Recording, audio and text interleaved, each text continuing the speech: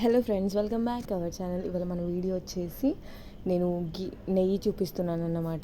ఇక్కడ నేను తీసుకున్నది ఫుల్ ఫ్యాట్ మిల్క్. ఇవి మనం మంచిగా ఒక అంటే బాయిలింగ్ స్టార్ట్ అయిన తర్వాత ఒక 5 మినిట్స్ వరకు మంచిగా కంప్లీట్గా బాయిల్డ్ అవ్వనివ్వాలి మిల్క్ అనేవి. అలా పాలు అనేవి బాగా మరిగిన తర్వాత మనం స్టవ్ ఆఫ్ చేసేసి మన రూమ్ టెంపరేచర్ వచ్చేంతవరకు పాలను అలా వదిలేసి అవి మనం ఫ్రిడ్జ్లో పెట్టుకోవాలన్నమాట. ఫ్రిడ్జ్లో పెట్టుకున్న తర్వాత ఒక 1 అవర్ 1.5 అవర్ తర్వాత ఇక్కడ నేను వీడియోలో చూపిస్తున్నాను చూసిలా మనకు అలా మీగడ అనేది మంచిగా థిక్గా వస్తుంది. ఆ థిక్గా వచ్చిన మీగడని మనం తీసుకొని మళ్ళీ మనం డీప్ ఫ్రీజ్లో మనం స్టోర్ చేసుకోవాలి. నేను వచ్చేసి ఇది ఒక 20 days ఆర్ 23 days అంతే తీసుకున్నాను, స్టోర్ చేసుకున్నాను.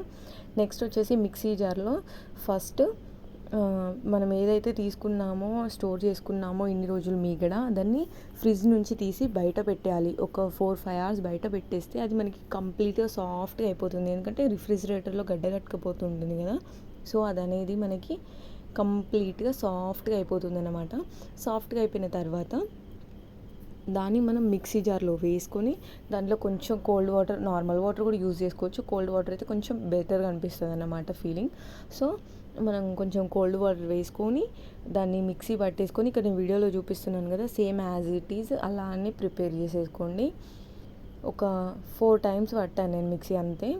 కొంచెం ఎక్కువ క్వాంటిటీ చేస్తున్నాను కదా. అండ్ నెక్స్ట్ వచ్చేసి ఇంకొక కూల్ వాటర్లోకి దాన్ని ఇట్లా మన రౌండ్గా ముద్దల్లాగా ఇట్లా మనం చేస్తుంటే హ్యాండ్స్కి ఈజీగా వచ్చేస్తుంది.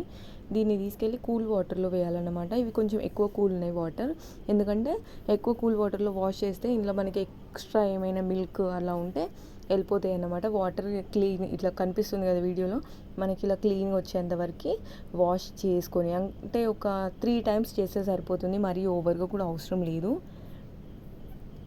నేను ఇక్కడ వీడియోలో చూపిస్తున్న స్టేజ్లో ఉంటే సరిపోతుంది అనమాట. దీన్ని మనం స్టీల్ బౌల్ ఆర్ మన ఇత్తడి ఉంటుంది కదా, ఇత్తడి గిన్నెలో చేసుకోవచ్చు అన్నమాట. రాతండి వాటిలలో చేయకండి, అల్యూమినియం ఉంటుంది కదా అందులో చేయకండి. అండ్ నెక్స్ట్ వచ్చేసి మనం ఇది ఇలానే తీసుకెళ్ళి స్టవ్ మీద పెట్టేయడమే అన్నమాట. ఇది మనకి నెమ్మదిగా కరుక్కుంటూ, అంటే అది ఏదైతే ఉంటుందో అది కరిగిపోతుంది అన్నమాట. వెన్నలాగా, అంటే బటర్ తీసాం కదా, ఈ బటర్ అనేది కరిగిపోతుంది.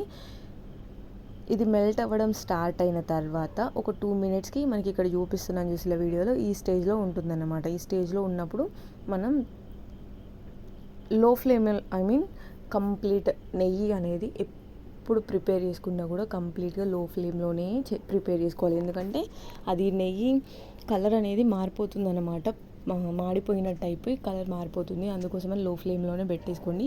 ఇంకొకటి ఏంటి అంటే కొంచెం పెద్ద బౌల్ తీసుకోవాలి. ఇక్కడ వచ్చేసి నేను ఎగ్జాక్ట్గా ఎంత పట్టిందో అంతే బౌల్ తీసుకున్నాను.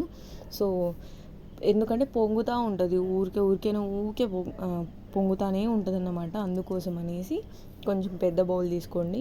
అండ్ నెక్స్ట్ మనకి ఇక్కడ చూసి కదా ఒక 5 to 10 minutesలో మనకు అది కంప్లీట్గా మెల్ట్ అయిపోతుంది అనమాట. మెల్ట్ అయిపోయిన తర్వాత ఇక్కడ నేను వీడియోలో చూపిస్తున్నాను చూసిలా మనం ఇలానే దాన్ని కలుపుతూ ఉండాలి. అండ్ నెక్స్ట్ వచ్చేసి మనకి బాయిలింగ్ స్టార్ట్ అయిన తర్వాత ఒక 10 minutes లోపు మనకి అది నార్మల్గా మిల్క్ లాగా కనిపిస్తుంది. నెక్స్ట్ వచ్చేసి దాన్ని లమ్స్ ఫామ్ అయిపోతూ ఉంటాయి అన్నమాట, అంటే చిన్న చిన్న గడ్డల్లాగా అది ఫామ్ అయిపోతూ ఉంటుంది. అలా అయిన తర్వాత ఒక 10 minutes పడుతుంది, కంప్లీట్ ఒక 1/2 hour పడుతుంది అనుకోండి ప్రాసెస్. చూసిలా ఊరికే పొంగిపోతూ ఉంటుంది నెయ్యి, అందుకోసమని కొంచెం పెద్ద బౌల్ తీసుకోండి. ఇక చూసిలు కదా ఇక్కడ వచ్చేది లమ్స్ ఫామ్ అవుతుంది, అంటే నెయ్యి అవ్వడానికి ఒక 5 to 7 minutes పడుతుంది మనకి, అంతే. ఇంకా కొంచెం డార్క్, అంటే కలర్ అనేది క్రీమ్ కలర్ ఉంది కదా, ఇంకా కొంచెం డార్క్ అయిన తర్వాత మనం ఇందులో మెంతులు వేసుకోవచ్చు. అంటే మన ఇష్టం అన్నమాట, ఏ ఫ్లేవర్ అనేది. ఏం వేసుకోకుండా కూడా ఊరుకోవచ్చు. నేను స్టార్టింగ్లో ఏం వేయకపోయేదాన్ని, ఈ మధ్యలో వేస్తున్నాను అన్నమాట. ఈ స్టేజ్లో నేను వచ్చేసి తమలపాకులు వేసాను. మీరు కావాలంటే కరివేపాకు వేసుకోండి, ఇంకెక్కువ స్మెల్ వస్తుంది. అండ్ మెంతులు, అంటే ఏదైనా ఒక్కటి యాడ్ చేసుకోవచ్చు. మెంతులైనా, తామర అంటున్నా, తమలపాకైనా ఆర్ కరివేపాకైనా. మనకి ఈ స్టేజ్లో ఉన్నప్పుడు మనం స్టవ్ ఆఫ్ చేసేసుకుని నెయ్యి నుంచి పక్కన పెట్టేసుకొని కంప్లీట్ రూమ్ టెంపరేచర్ వచ్చే వరకు వెయిట్ చేయాలన్నమాట.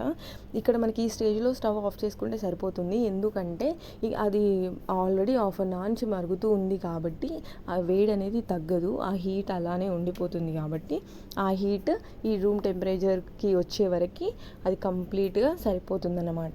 ఈ స్టేజ్లో మనం స్టవ్ ఆఫ్ చేసేసుకొని కంప్లీట్ కూల్ అయిపోయే వరకు ఆగాలన్నమాట. ఆగితే మనకి గిన్నెలో చూసిలా ఎలా కలర్ కనిపిస్తుందో అలా అవుతుంది.